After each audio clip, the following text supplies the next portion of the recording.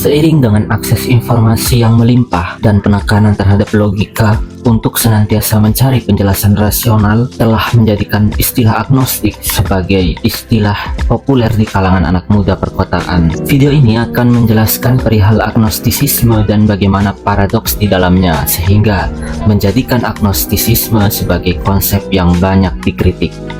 Agnostisisme berasal dari bahasa Yunani yakni agnostos yang berarti tidak dapat diketahui. Agnostisisme adalah doktrin bahwa manusia tidak dapat mengetahui keberadaan apapun di luar fenomena pengalaman empirik mereka. Kata agnostisisme pertama kali dikemukakan secara terbuka pada tahun 1869 pada pertemuan masyarakat metafisika di London oleh Thomas Henry Huxley, seorang ahli biologi Inggris sekaligus pendukung teori evolusi Darwin. Kata agnostisisme merujuk kepada sikap dan pendirian yang berprinsip pada keyakinan bahwa adanya Tuhan tidak dapat diketahui atau dibuktikan, dan dengan demikian dapat mendukung ke arah keraguan tentang keyakinan terhadap Tuhan. Agnostisisme dinyatakan sebagai bentuk dari skeptisisme yang pada prinsipnya mempertahankan pendirian bahwa pikiran manusia tidak mampu memperoleh informasi tentang realitas yang ultimate, khususnya yang menyangkut tentang eksistensi dan sifat Tuhan. Agnostisisme tidak seperti ateisme yang menolak realitas Tuhan. Agnostisisme justru mencoba memberikan alternatif pandangan tentang Tuhan. Prinsip agnostisisme menurut Edgar Sheffield Brightman mengusung ide bahwa manusia pada dasarnya memiliki keterbatasan kemampuan untuk memperoleh pengetahuan, baik itu berkaitan dengan ranah agama atau pengetahuan umum. Dalam pandangan agnostis, ada batasan intrinsik yang menghalangi manusia untuk sepenuhnya memahami hal-hal yang bersifat transenden. Perlu dicatat bahwa agnostisisme seringkali disamakan dengan skeptisisme, tetapi perbedaan mendasar muncul dalam sikap terhadap pengetahuan. Jika skeptik cenderung menolak atau meragukan semua klaim pengetahuan, agnostik mempertahankan sikap terbuka terhadap kemungkinan pengetahuan yang dapat diketahui. Dengan kata lain, agnostik tidak mengambil sikap mutlak bahwa sesuatu tidak dapat diketahui. Mereka lebih mengakui keterbatasan manusia dalam meraih pengetahuan tersebut. Dalam kerangka agnostisisme, keraguan bukanlah suatu kebingungan atau kebingungan yang menghasilkan ketidakpastian, melainkan merupakan suatu metode yang digunakan untuk mendekati kebenaran. Agnostik melihat keraguan sebagai langkah yang konstruktif untuk memperoleh pemahaman yang lebih mendalam, meskipun tetap menyadari bahwa kemungkinan untuk sepenuhnya memahami hal-hal tertentu mungkin selalu terbatas. Agnostisisme bagi Immanuel Kant hanya terbatas pada 3 masalah yang tidak terpecahkan, yakni terbatas pada masalah Tuhan, kebebasan, dan keabadian. Dari segi filsafat, agnostisisme mengandung 2 dimensi. Pertama, dimensi epistemologi. Dari sudut pandang ini, agnostisisme dianggap sebagai teori pengetahuan yang tegas, menyatakan bahwa manusia tidak mungkin memahami inti atau hakikat dari suatu persoalan, seolah menjadi misteri yang tidak dapat dipecahkan. Agnostisisme menekankan bahwa ada keterbatasan yang melekat pada kemampuan manusia untuk memperoleh pemahaman mendalam tentang esensi suatu hal.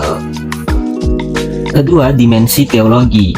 Dari sisi teologi, agnostisisme diartikan sebagai suatu teori tentang pengetahuan agama yang menyatakan dengan tegas bahwa tidak mungkin bagi manusia untuk memperoleh pengetahuan tentang Tuhan. Agnostisisme ilmiah. Banyak pemikir pada abad ke-19 dan ke-20 terinspirasi oleh model pengetahuan Immanuel Kant dan menggali implikasi dari agnostisisme metafisika yang dibahas dalam karyanya, The Critique of Pure Reason. Salah satu cabang dari agnostisisme dikenal sebagai agnostisisme ilmiah, muncul sebagai pandangan alternatif terhadap agnostisisme metafisika. Pandangan ini merangkul dan mengintensifkan agnostisisme dengan menekankan keunggulan pengetahuan ilmiah yang bersifat agnostik, di mana pandangan ini acuh terhadap pertanyaan besar dalam metafisika, terutama yang terkait dengan agama. Salah satu tokoh yang memainkan peran dalam perkembangan agnostisisme ilmiah adalah Auguste Comte. Positivisme yang diusungnya menyatakan bahwa fakta adalah satu-satunya kebenaran, yakni informasi yang dapat dijelaskan berdasarkan pengalaman konkret. Seperti halnya dengan Kant, Comte menilai bahwa semua upaya menyelidiki penyebab metafisika dari fakta-fakta tersebut tidak memiliki dasar yang kuat. Pandangan ini mencerminkan penekanan pada keutamaan pengetahuan ilmiah konkret dalam memahami dunia. Sebuah jenis agnostisisme ilmiah tertentu diwakili oleh Herbert Spencer. Dalam karyanya The Factors of Organic Evolution, Spencer mengajukan pandangan unik. Ia berpendapat bahwa seluruh alam dan seluruh kosmos diatur oleh suatu prinsip evolusioner yang tidak finalistik, dalam arti bahwa tidak mungkin menyimpulkan keberadaan Tuhan sebagai pencipta dan pengatur kosmos. Namun, meskipun Spencer menolak keyakinan tradisional tersebut, ia juga menekankan bahwa keberadaan Tuhan tidak dapat dengan pasti disangkal. Menurutnya, di batas pengalaman manusia dan pengetahuan ilmiah, ada sesuatu yang disebut yang tak dapat diketahui, suatu entitas yang berada di luar batas pengalaman dan ilmu pengetahuan. Bagi Spencer, yang tak dapat diketahui ini merupakan apa yang metafisika dan agama sebut sebagai Tuhan. Meskipun tidak masuk dalam kategori-kategori ilmu pengetahuan, keberadaan Tuhan tidak dapat diabaikan. Pandangan tersebut merupakan sebuah pandangan yang berbeda dengan klaim ateisme ilmiah. Agnostisisme keagamaan meyakini keberadaan Tuhan dan kebenaran-kebenaran agama melalui iman yang kuat. Namun di sisi lain, agnostisisme menolak gagasan bahwa akal manusia dapat sepenuhnya mencapai dan memahami kebenaran-kebenaran tersebut.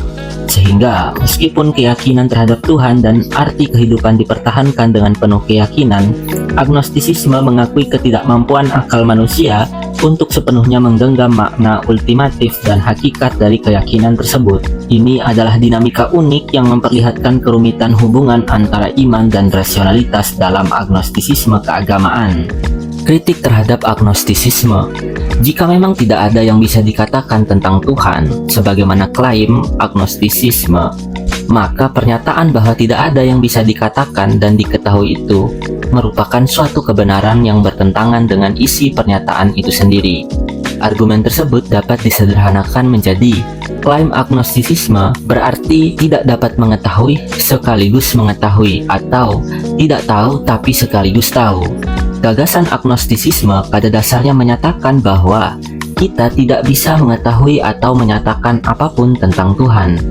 Ini menjadi aneh karena kalau kita mengatakan kita tidak bisa tahu tentang Tuhan, itu artinya kita mengetahui sesuatu, yakni keterbatasan pengetahuan kita tentang Tuhan.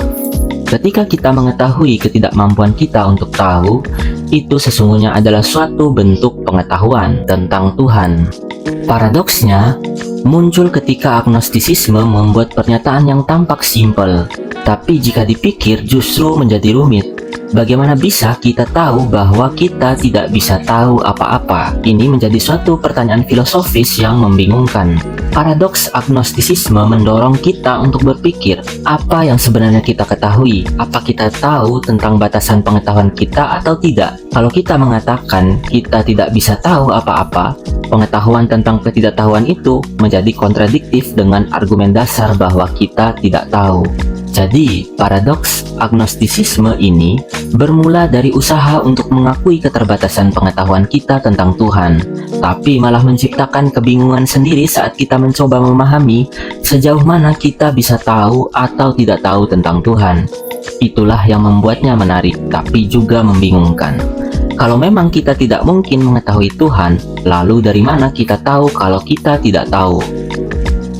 Jika seseorang berpandangan bahwa pengetahuan tentang Tuhan itu adalah sesuatu yang mustahil, mereka pada dasarnya mengakui bahwa mereka mengetahui sesuatu tentang Tuhan. Maka hal ini menunjukkan bahwa agnostisisme bersifat menyangkal dirinya sendiri.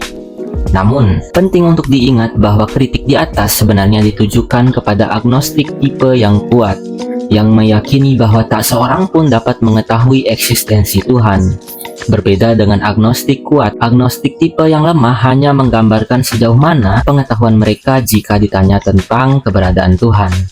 Jika seseorang adalah agnostik yang lemah, mereka hanya akan menyatakan bahwa mereka tidak tahu apakah ada Tuhan atau tidak, tanpa mempertimbangkan apakah mungkin untuk mengetahui Tuhan tetapi tidak secara sadar menyadarinya. Pernyataan dari agnostik yang lemah ini sebenarnya bukan jawaban tentang hakikat Tuhan, melainkan sebuah pengakuan bahwa mereka tidak mengetahui jawabannya.